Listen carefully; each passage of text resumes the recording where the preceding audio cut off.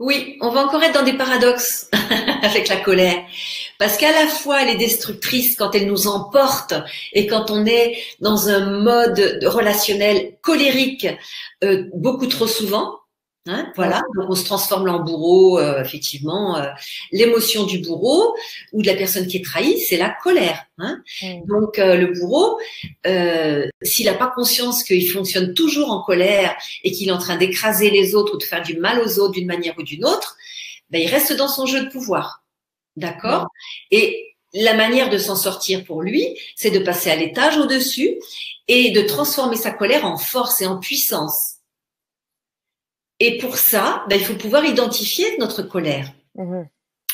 Et, euh, et c'est pour ça que c'est important aussi vis-à-vis des petits enfants de les laisser aussi exprimer leur colère, parce qu'à travers leur colère, notamment l'enfant de 2 ans, qui 2, 3 ans, qui va taper du pied, qui va dire non à tout, c'est important aussi de lui laisser faire un peu ça. Hein.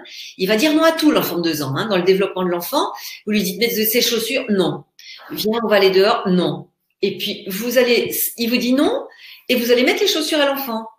Et il va les mettre, puis vous allez lui mettre, et puis vous le prenez par la main pour l'emmener dehors, et ça va se faire. Hein. Mm.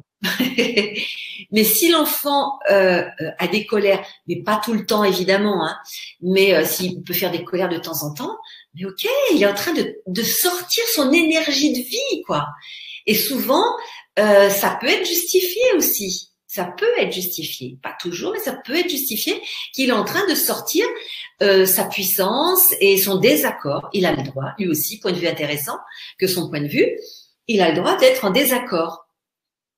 Et quand nous travaillons sur nous-mêmes et que nous pouvons exprimer notre colère, par exemple, si vous sentez de la colère en vous, ou si au contraire vous sentez tout, j'allais dire rabougri, non c'est pas le terme, mais c'est tout implosé, eh bien, trop réservé, trop timide, allez dehors dans un endroit où on vous entendra pas, ou dans votre voiture, en pleine campagne, allez hurler, là, je le fais en mode HLM parce qu'il y a des personnes à côté de moi, mais vous pouvez le faire aussi en mode complètement ouvert, taper des pieds, hurler, voilà.